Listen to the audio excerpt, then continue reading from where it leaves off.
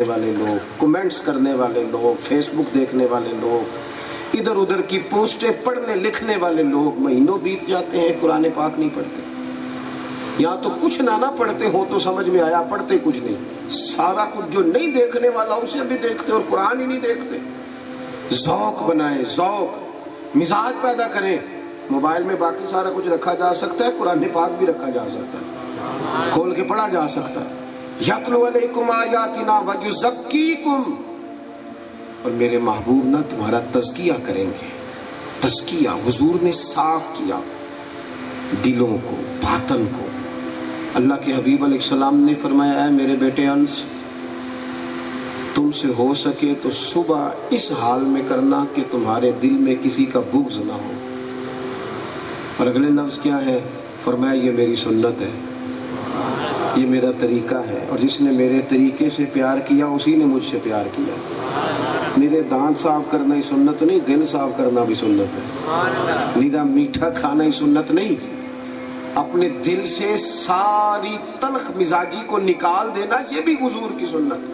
दोस्तों याद रखिएगा, तज़किया नफ्स, तज़किया बातन. एक दिन हुजूर ने सहाबा से फरमाया था, हालांकि महबूब का सीना अलम नशरा का, हुजूर का सीना जिस पर कुरान मजीद नाजिल होता है, हुजूर ने सहाबा से कहा था मुझे किसी सहाबी के बारे में कोई बंदा कोई बात ना पहुंचाए, कोई बात ना पहुंचाए. कुछ बातें काबिल इस्लाह हैं, वो एक अलग मामला है, लेकिन कमजोरियों का जिक्र करना, दूसरों के दिलों में दूसरों के लिए बीज बोना, फरमाया कोई किसी के बारे में कोई बात ना करे, मैं अपना सीना सब के लिए कुशादा रखना चाहता हूँ. हुजूर ने तो हमें साफ दिल बनाया. और यहाँ क्या हाल है? हर रिश्ता ही माता परस्ती का, हर ताल्लुक ही मतलब का, इल्ला माशाअल्लाह. किसी भी शख्स से मेल मिलाप करना तो उसमें कुछ ऐसी चीजें ले आना जो ज़ातियात पे आ जाए. मेरे अजीज, अपनी जिंदगी में ये हुजूर के आने का मकसद समझे. फिर आगे फरमाया वयुअल्लिमुकुमुल किताब वल हिकमा, महबूब तुम्हें किताब भी सिखाएंगे और हिकमत भी सिखाएंगे. हिकमत भी, दानाई, बसीरत, शऊर, फहम फिरासत, तदब्बुर, ये रसूल पाक के आने के मकासद है. जज्बाती फैसले न करें जिंदगी में हमेशा, जो तबीयत में आए वो कर गुजरे. मैं देखता हूँ आजकल जिस चीज़ की सबसे ज़्यादा कमी है वो हौसला है, तामुल मिजाजी है, बुर्दबारी नहीं. और बात छोटों में नहीं और बात जगह बड़ों में भी नहीं, मन चाहे फैसले कर देते हैं, जज्बाती. और फिर कुछ लोग ऐसे हैं जो बिल्कुल, हमारे एक बुजुर्ग थे वो कहा करते थे, हमारे चचा जान थे तो रिश्ते में तो उनसे बाज़ लोग पंचायत के फैसले फूसले कभी करा लेते थे, तो कभी कभी उन्हें आजराए मोहब्बत कह देते थे, कहते भाजी थोड़े को जेड़ा पहलों आ जाए ना तुसी वो दइए, और दूसरे की भी सुन लिया करो. ये तदब्बुर तो नहीं कि जो पहले आ गया आप उसी के हक में हो जाए. आप दोनों की बात सुने, मामला फहमी इसका नाम. आप गौर करें कि ये एक शख्स तो जब भी बात करेगा वो जाहिर है अपने हक में दलाइल देगा, तदब्बुर के साथ, फहम के साथ, हिल्म के साथ, बुर्दबारी के साथ. ये हुजूर के आने के मकासद है. नबी पाक ने हमें हिकमत सिखाई और इस खूबसूरती से हुजूर फैसले फरमाते, इस बेहतरीन अंदाज में नबी पाक फैसला करते कि किसी शख्स को परेशानी ना होती. लेकिन आज हमारी कैफियत ये है कि हमारे फैसले जज्बाती हैं और बहुत सारी जगहों पे मोहब्बत गालिब आती है. हम मेरिट नहीं देखते, मोहब्बत देखते हैं.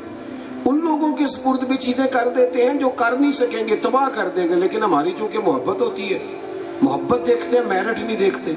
हमेशा तदब्बुर से, फहम से, फिरासत से, इल्म से. नबी करीम अलैहिस्सलाम के ऐलान नबूवत से पहले जब कुरैश मक्का ने काबा तामीर किया था तो 12 कबीले थे.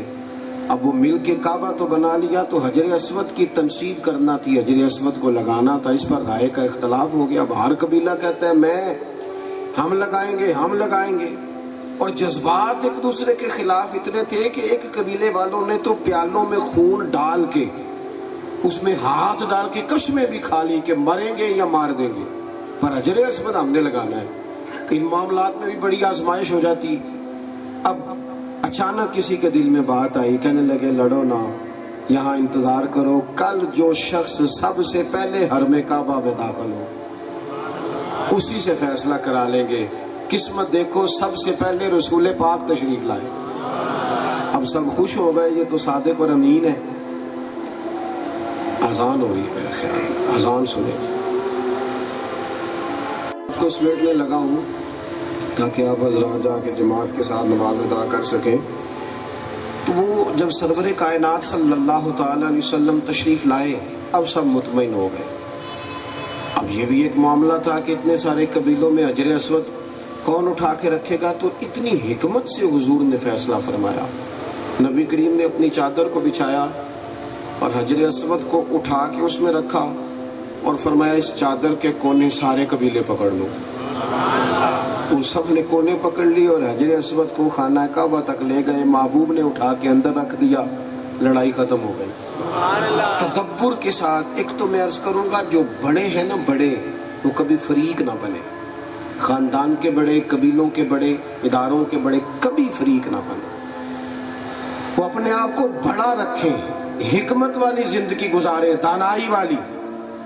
اگر جب کوئی بڑا آدمی فریق بن جاتا ہے نا کسی بھی ایک مسئلے میں، گھر کے، قبیلے کے کسی مسئلے میں، تو دوسروں کو نقصان ہوتا ہے، اس سے لوگ ٹوٹتے ہیں۔ وہ اقبال نے کہا تھا کہ کوئی کارواں سے ٹوٹا، کوئی بدگماں حرم سے، کیونکہ میرے کارواں میں نہیں خوب دل نوازی۔ یہ جو بڑا ہے نا، اسے دل نوازی نہیں کرنی آئی تو لوگ ٹوٹ گئے۔ تھوڑا سا نا حلم کے ساتھ، بردباری کے ساتھ معاملات کو دیکھیں۔ اور آگے فرمایا وَيُعَلِّمُكُم مَّا لَمْ تَكُونُوا تَعْلَمُونَ، میرے محبوب تمہیں وہ سکھانے آئے ہیں جو تم جانتے نہیں تھے۔ دنیا میں جو ہم نہیں جانتے تھے اور جان سکتے بھی نہیں تھے، وہ سارا کچھ ہمیں رسول پاک نے سکھایا ہے۔ آداب زندگی سے لے کر آخرت میں جنت اور دوزخ کے فیصلوں تک ہر چیز کے اسباق ہمیں نبی پاک نے پڑھائے۔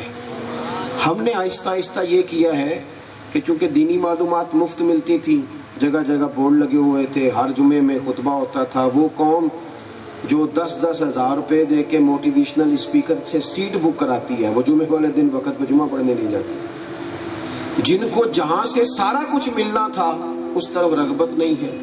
کتاب و سنت کے جو علوم ہیں نا، کتاب و سنت کے جو علوم ہیں، وہ انسان کی ظاہری اور باطنی تربیت کے لیے بہت کافی ہے۔ صرف یہ کہ ہم وہاں سے اپنی تربیت لیں، ہم عملی زندگی میں ان کو نافذ کریں۔ مجھے بتائیے، ایک حدیث پاک ہے اور سب کو آتی ہے، اگر اس پر عمل کر لیا جائے نا تو پورے کا پورا ملک امن، محبت اور پیار کا گہوارہ بن سکتا ہے۔